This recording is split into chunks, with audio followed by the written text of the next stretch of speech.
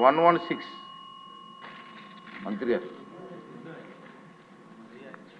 సాంకేతిక విద్యపై ప్రభుత్వం విధానం వివరాలు జతపరిచాం అధ్యక్ష. రెండో ప్రశ్నకి సమాధానం అధ్యక్ష. నూతన సంస్థల ఏర్పాటు కోసం అవసరాలను అర్థం చేసుకోవడానికి ప్రభుత్వం ఐటీఐ పాలిటెక్నిక్తో పాటుగా రాష్ట్రంలో సాంకేతిక విద్యా సంస్థల సమగ్ర సమీక్షను ప్రభుత్వం చేపడుతుంది అధ్యక్ష. బలరామకృష్ణ గారు. అధ్యక్ష,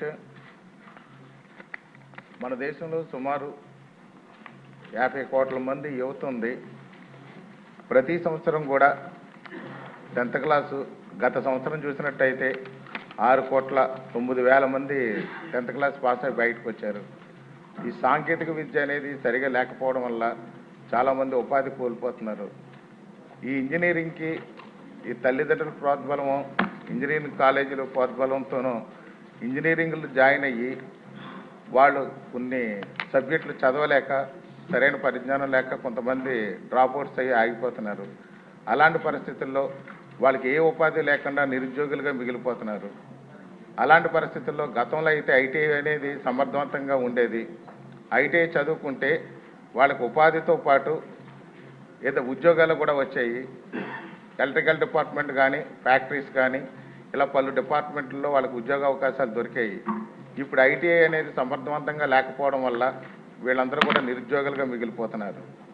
కాబట్టి ఐటీఐ పాలిటెక్నికల్ అనేది కొంచెం కాలేజీలు డెవలప్ చేస్తే బాగుంటుంది అనేది నా ఉద్దేశం అధ్యక్ష.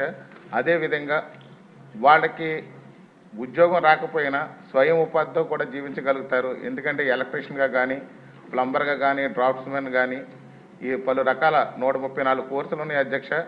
ఈ 134 కోర్సులో ఏదో ఒక విధానంతో వాళ్ళు షెటిల్ అయ్యి ఉపాధి పొందగలుగుతారు. ఈ నిరుద్యోగ సమస్యకి అనే దానికి మంచి ఫలితం వస్తుందని చెప్పేసి నా ఉద్దేశం అధ్యక్ష. అదేవిధంగా చూస్తే దీంట్లో పూర్తి స్థాయిలో ఇప్పుడు ప్రైవేట్ కళాశాలలు ఉన్నాయి. ఐటీఐ అనేది, పాలిటెక్నికల్ అనేది, దాని మీద సరైనటువంటి పూర్తి పరిజ్ఞానం ఉన్నటువంటి ఈ యొక్క లెక్చరర్స్ కానీ, వాళ్ళకి సంబంధించినటువంటి బోధనా సిబ్బంది లేకపోవడం వల్ల వీళ్ళు మధ్యలోనే కూడా ఈ ఐటీఐ పాలిటెక్నికల్ కూడా ఆగిపోవడం జరుగుతుంది. ఈ ఐటీఐ పాలిటెక్నికల్ వల్ల 3 ఏళ్లలో 10th క్లాస్ అయిపోయిన తర్వాత 3 ఏళ్లలో ఉద్యోగం, ఉపాధి రెండిట్లో ఏదో ఒకటి పొందగలుగుతున్నారు. అలాంటి దానికి ప్రత్యేకం పెద్దపీట వేయాల్సిన అవసరం ఉందని భావిస్తున్నాను అధ్యక్ష. అదేవిధంగా స్టాన్ఫోర్డ్ యూనివర్సిటీలో చదివినటువంటి మన మంత్రివర్యులు దీని మీద కేజీ నుంచి పీజీ వరకు కూడా ఒక మంచి ప్రక్షాళన తీసుకొచ్చి మన ఈ గవర్నమెంట్లో ఒక ప్రజలకు మంచి న్యాయం చేస్తారని, పిల్లలందరికీ, స్టూడెంట్స్ అందరికీ కూడా మంచి ఉద్యోగ ఉపాధి అవకాశాలు కల్పించే విధంగా చేస్తారని కోరుతున్నాను.